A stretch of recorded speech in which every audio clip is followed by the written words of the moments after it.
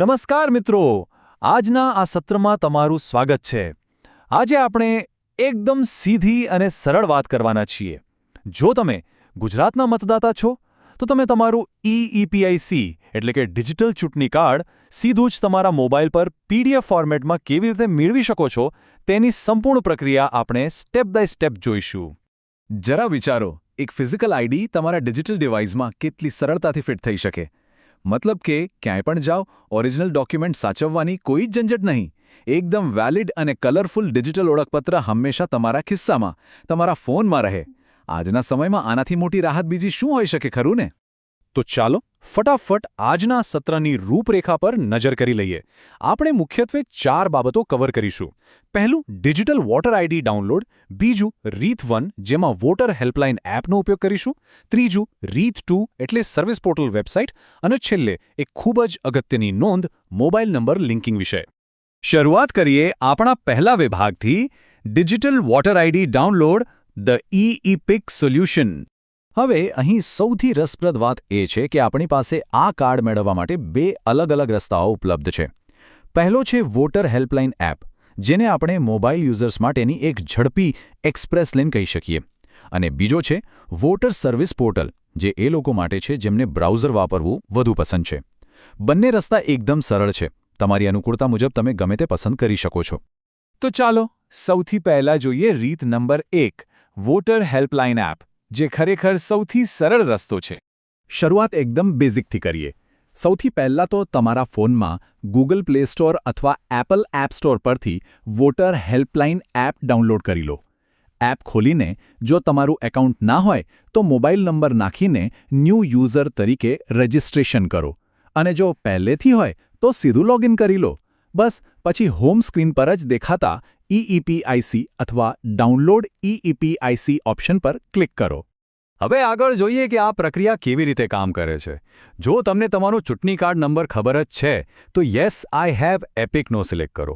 જો કદાચ હમણાં જ નવું ફોર્મ ભર્યું હોય તો રેફરન્સ નંબર સિલેક્ટ કરવાનો રહેશે. ત્યારબાદ તમારો એપિક નંબર દાખલ કરો.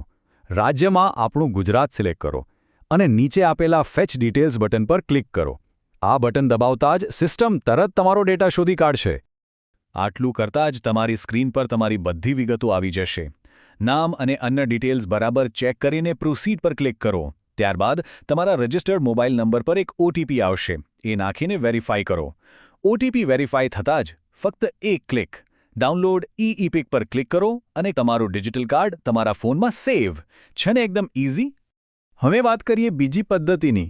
રીત નંબર 2, સર્વિસ પોર્ટલ વેબસાઇટ, જેને આપણે બ્રાઉઝર રૂટ કહીશું. જો તમને એપ ડાઉનલોડ કરવાનું પસંદ નથી તો સીધા જ તમારા મોબાઈલ બ્રાઉઝરમાં જેમ કે ક્રોમમાં voters.eci.gov.in ઓપન કરો. પેજ ખુલતા જ ઉપર જમણી બાજુ લોગિન બટન છે, ત્યાં ક્લિક કરો. અથવા જો એકાઉન્ટ નથી તો સાઇન અપ કરીને નવું બનાવી લો.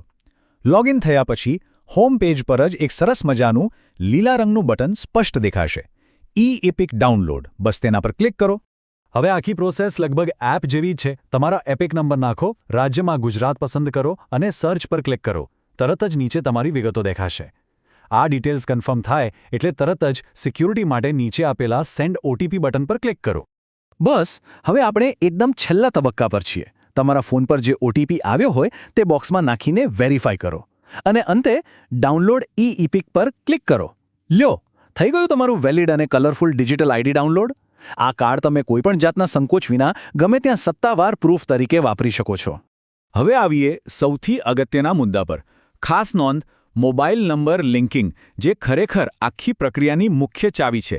જુઓ, અહીં એક બહુ જ મહત્વની વાત સમજવા જેવી છે.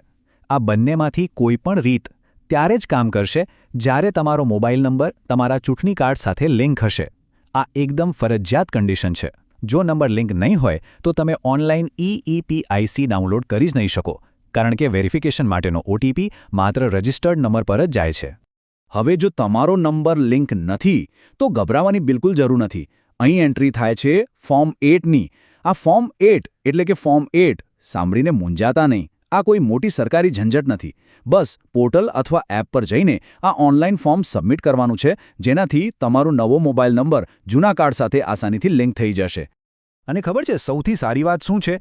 આ સિસ્ટમ હવે એટલી ફાસ્ટ થઈ ગઈ છે કે ફોર્મ 8 ભરીને સબમિટ કરો એટલે માત્ર થોડા જ દિવસોમાં તે અપ્રૂવ પણ થઈ જાય છે. એટલે કે તમારું કામ હવે દિવસો કે મહિનાઓ સુધી અટકશે નહીં, એ એકદમ ઝડપી અને સ્મૂથ પ્રોસેસ છે. તો આજના આ સત્રના અંતે એક વિચારવા જેવો પ્રશ્ન. આજના સમયમાં આપણે બધું જ કામ ડિજિટલ વોલેટથી કરીએ છીએ. તો શું ઈ-એપિક વિના તમારું ડિજિટલ વોલેટ ખરેખર પૂર્ણ ગણી શકાય? ચોક્કસ નહીં. ડિજિટલ યુગમાં તમારી પાસે તમારું ડિજિટલ આઈડી હોવું જ જોઈએ. તો રાહ શેની જુઓ છો? આજે જ આ પ્રક્રિયા ફોલો કરો અને તમારું ઈ-એપિક ડાઉનલોડ કરો. આ સત્રમાં જોડાવા બદલ આપનો ખૂબ ખૂબ આભાર.